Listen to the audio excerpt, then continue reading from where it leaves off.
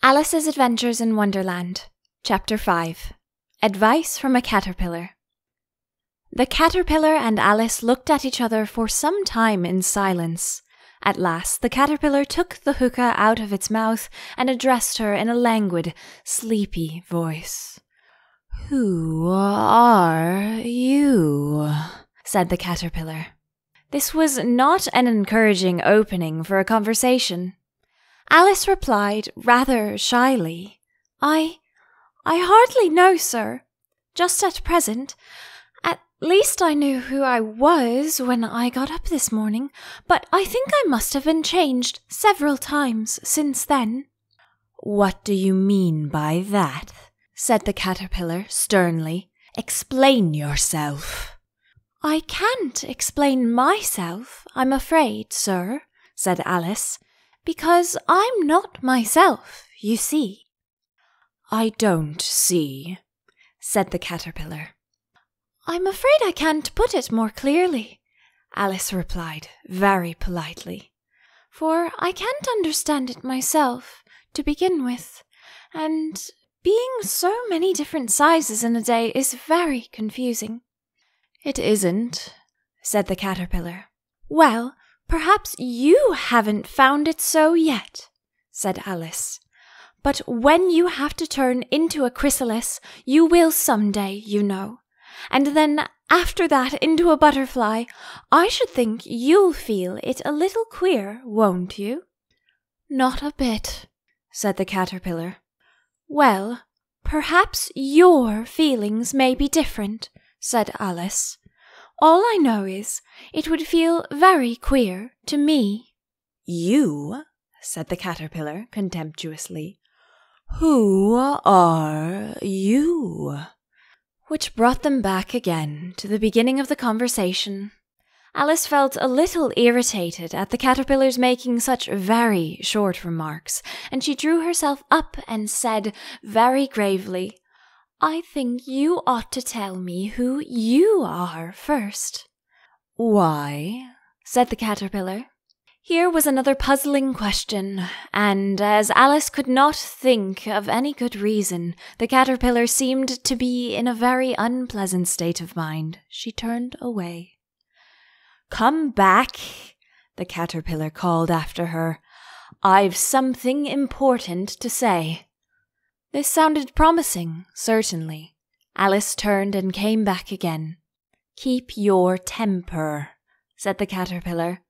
"Is that all?" said Alice, swallowing down her anger as well as she could. "No," said the caterpillar. Alice thought she might as well wait, and she had nothing else to do, and perhaps, after all, it might tell her something worth hearing. For some minutes it puffed away without speaking, but at last it unfolded its arms, took the hookah out of its mouth again, and said, "So you think you're changed, do you?" "I'm afraid I am, sir," said Alice. "I can't remember things as I used to, and I don't keep the same size for 10 minutes together." "Can't remember what things?" said the caterpillar. "Well, I've tried to say how doth the little busy bee, but it all came different," Alice replied in a very melancholy voice. "Repeat, you are old, Father William," said the caterpillar. Alice folded her hands and began. "You are old, Father William," a young man said, "and your hair has become very white, and yet you incessantly stand on your head. Do you think, at your age, it is right?" "In my youth," Father William replied to his son, "I feared it might injure the brain. But now that I'm perfectly sure I have none, why I do it again and again." "You are old," said the youth, "as I mentioned before, and have grown most uncommonly fat. Yet you turn a back somersault in at the door. Pray, what is the reason of that?" "In my youth," said the sage, as he shook his grey locks, "I kept all my limbs very supple. By the use of this ointment, 1 shilling the box. Allow me to sell you a couple?" "You are old," said the youth, "and your jaws are too weak for anything tougher than suet. Yet you finished the goose with the bones and the beak. Pray, how did you manage to do it?" "In my youth," said his father, "I took to the law and argued each case with my wife, and the muscular strength which it gave to my jaw has lasted the rest of my life." "You are old," said the youth. "One would hardly suppose that your eye was as steady as ever. Yet you balanced an eel on the end of your nose. What made you so awfully clever?" "I have answered 3 questions, and that is enough," said his father. "Don't give yourself airs." "Do you think I can listen all day to such stuff? Be off, or I'll kick you downstairs." "That is not said right," said the caterpillar. "Not quite right, I'm afraid," Alice said timidly. "Some of the words have got altered." "It is wrong from beginning to end," said the caterpillar decidedly, and there was silence for some minutes. The caterpillar was the first to speak. "What size do you want to be?" it asked. "Oh, I'm not particular as to size," Alice hastily replied. "Only one doesn't like changing so often, you know." "I don't know," said the caterpillar. Alice said nothing. She had never been so contradicted in all her life before, and she felt that she was losing her temper. "Are you content now?" said the caterpillar. "Well, I should like to be a little larger, sir, if you wouldn't mind," said Alice. 3 inches is such a wretched height to be."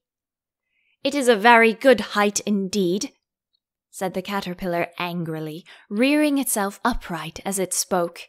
It was exactly 3 inches high.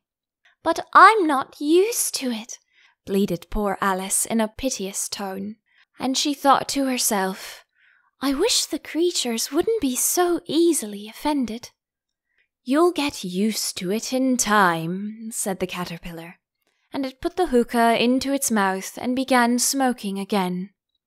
This time Alice waited patiently until it chose to speak again. In a minute or 2 the caterpillar took the hookah out of its mouth and yawned once or twice and shook itself. Then it got down off the mushroom and crawled away into the grass, merely remarking as it went, "One side will make you grow taller, and the other side will make you grow shorter." "One side of what? The other side of what?" thought Alice to herself. "Of the mushroom," said the caterpillar, just as if she had asked it aloud, and in another moment it was out of sight. Alice remained looking thoughtfully at the mushroom for a minute, trying to make out which were the 2 sides of it, and as it was perfectly round, she found this a very difficult question. However, at last she stretched her arms round it as far as they would go, and broke off a bit of the edge with each hand. "And now, which is which?" she said to herself, and nibbled a little of the right-hand bit to try the effect. The next moment she felt a violent blow underneath her chin. It had struck her foot. She was a good deal frightened by this very sudden change, but she felt that there was no time to be lost, as she was shrinking rapidly, so she set to work at once to eat some of the other bit. Her chin was pressed so closely against her foot that there was hardly room to open her mouth, but she did it at last and managed to swallow a morsel of the left-handed bit. "Come, my head's free at last," said Alice in a tone of delight, which changed into alarm in another moment, when she found that her shoulders were nowhere to be found. All that she could see when she looked down was an immense length of neck, which seemed to rise like a stalk out of a sea of green leaves that lay far below her. "What can all that green stuff be?" said Alice. "And where have my shoulders got to? And oh, my poor hands! How is it I can't see you?" She was moving them about as she spoke, but no result seemed to follow, except a little shaking among the distant green leaves. As there seemed to be no chance of getting her hands up to her head, she tried to get her head down to them, and was delighted to find that her neck would bend about easily in any direction like a serpent. She had just succeeded in curving it down into a graceful zigzag, and was going to dive in among the leaves, which she found to be nothing but the tops of trees under which she had been wandering, when a sharp hiss made her draw back in a hurry. A large pigeon had flown into her face and was beating her violently with its wings. "Serpent!" screamed the pigeon. "I'm not a serpent," said Alice indignantly. "Let me alone." "Serpent, I say again," repeated the pigeon, but in a more subdued tone, and added, with a kind of sob, "I tried every way, but nothing seems to suit them." "I haven't the least idea what you're talking about," said Alice. "I've tried the roots of trees, and I've tried the banks, and I've tried hedges," the pigeon went on, without attending to her. "But those serpents, there's no pleasing them." Alice was more and more puzzled, but she thought there was no use in saying anything more till the pigeon had finished. "As if it wasn't trouble enough hatching the eggs," said the pigeon, "but I must be on the lookout for serpents night and day. Why, I haven't had a wink of sleep in 3 weeks." "I'm very sorry you've been annoyed," said Alice, who was beginning to see its meaning. "And just as I'd taken the highest tree in the world," continued the pigeon, raising its voice to a shriek, "and just as I was thinking I should be free of them at last, they must needs come wriggling down from the sky. Ugh! Serpent!" "But I'm not a serpent, I tell you," said Alice. I'm a... "Well, what are you?" said the pigeon. "I can see you're trying to invent something." I'm a little girl," said Alice, rather doubtfully, as she remembered the number of changes she had gone through that day. "A likely story indeed," said the pigeon in a tone of the deepest contempt. "I've seen a good many little girls in my time, but never one with such a neck as this. No, you're a serpent, and there's no use denying it. I suppose you'll be telling me next that you never tasted an egg." "I have tasted eggs, certainly," said Alice, who was a very truthful child. "But little girls eat eggs quite as much as serpents do, you know." "I don't believe it," said the pigeon. "But if they do, why, then they're a kind of serpent, that's all I can say." This was such a new idea to Alice that she was quite silent for a minute or two, which gave the pigeon the opportunity of adding, "You're looking for eggs, I know that well enough. And what does it matter to me whether you're a little girl or a serpent?" "It matters a good deal to me," said Alice hastily, "but I'm not looking for eggs as it happens, and if I was, I shouldn't want yours. I don't like them raw." "Well, be off then," said the pigeon in a sulky tone, as it settled down again into its nest. Alice crouched down among the trees as well as she could, for her neck kept getting entangled among the branches, and every now and then she had to stop and untwist it.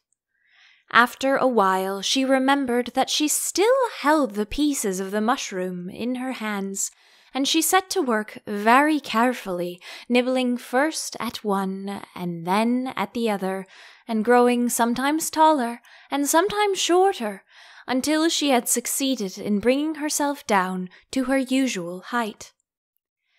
It was so long since she had been anything near the right size that it felt quite strange at first. But she got used to it in a few minutes and began talking to herself as usual. "Come, there's half my plan done now.